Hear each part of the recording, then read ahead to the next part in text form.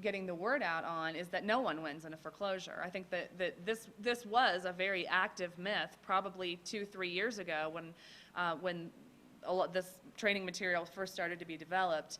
It's kind of evolved a lot since then, but this has been kind of stayed in the presentation, and I think that has really been debunked over the last few years. Everyone understands that we don't want the house, but if there are no options that fit within investor guidelines, that will ultimately be, the route that's taken.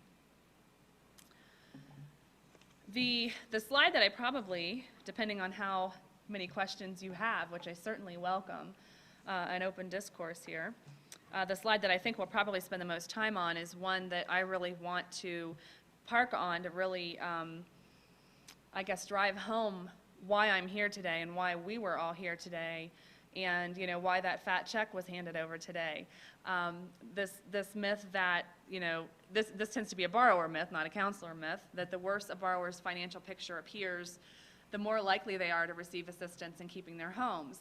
I understand that I came from loss mitigation, and the vast majority of workout requests that we got were from borrowers who were working on their own. They did not have a nonprofit or a housing counselor working on their behalf.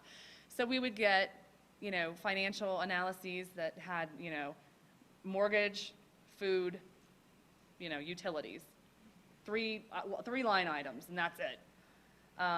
We would get, and the total would be like for $1,500 a month, and they said they made, $4,000 a month, and you look at it and go, why are you behind?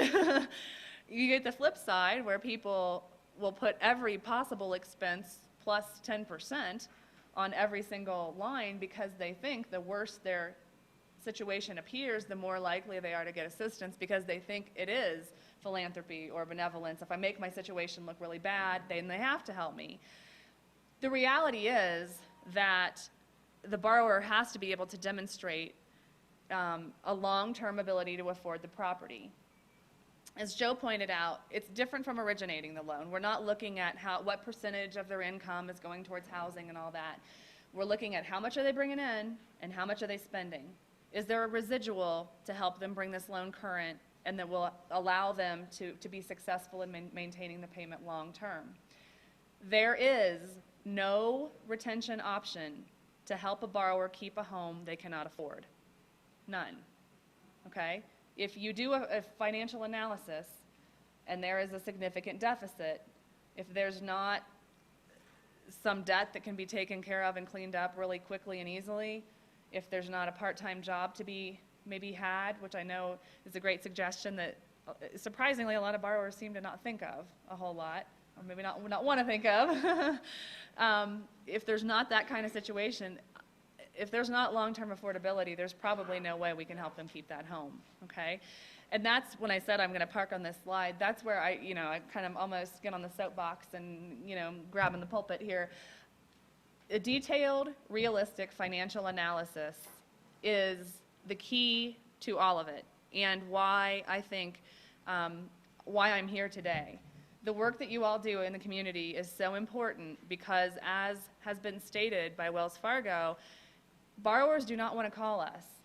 The Freddie Mac Roper study that Joe referenced, they're afraid that it's almost like, if you can't see me, so the foreclosure, they think that if they call us, oh, now we know where you are, we can start the foreclosure process, or it'll somehow be expedited. They don't know that options exist. I just talked to a gentleman the other day who 3 weeks before his sale date, he's like 8 payments past due. I typically don't work with borrowers directly. I work with counselors. Somehow he got through to me. I said, sir, why didn't you call earlier? Well, you don't have any options. You can't help me.